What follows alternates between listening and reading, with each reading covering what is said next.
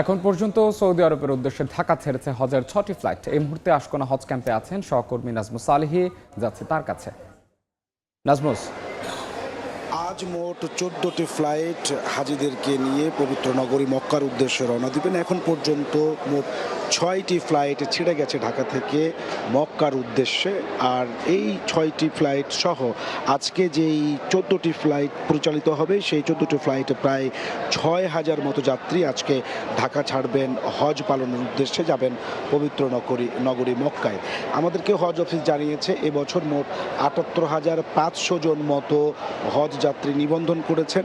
তাদের মধ্যে প্রায় শতভাগই অর্থাৎ 78,300 প্লাস তা এখন পর্যন্ত ভিসা সম্পন্ন হয়েছে। সুতরাং ভিসা যে জটিলতার কারণে প্রতি বছর হজ যাত্রীদেরকে ভোগান্তিতে পড়তে হয়, এবার তেমনটি থাকবে না বলেই তারা আশাবাদ ব্যক্ত করছেন এবং বলছেন যে এখন পর্যন্ত যে কয়টি ফ্লাইট ছেড়ে গেছে তার সবকটিতেই আসলে প্রায় শতভাগ যাত্রী নিয়েই ছেড়ে গেছে ঢাকা থেকে সৌদি আরবের উদ্দেশ্যে।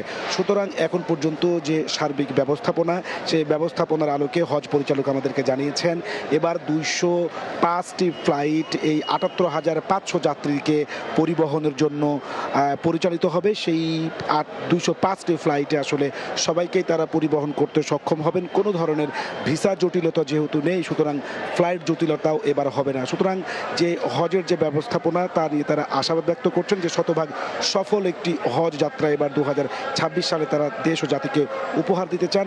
আর যারা এখন পর্যন্ত এখানে এসেছেন, যারা আসছেন হজ যাত্রীরা বলছেন যে কোনো প্রকার ভোগান্তি ছাড়াই এই পর্যন্ত তারা এসে পৌঁছাতে পেরেছেন এবং কোনো ধরনের ঝক্কি ঝামেলা ছাড়াই তারা ভিসা প্রসেস থেকে শুরু করে টিকিট পর্যন্ত তারা সেই সহযোগিতাটুকু এখান থেকে পেয়েছেন এবং কোনো ধরনের ভোগান্তিতে তারা পড়েননি। সেই কারণে তারা আসলে সরকারকে এবং সার্বিক যে হজ ব্যবস্থাপনা তার প্রতি তারা সন্তুষ্ট প্রকাশ করছেন।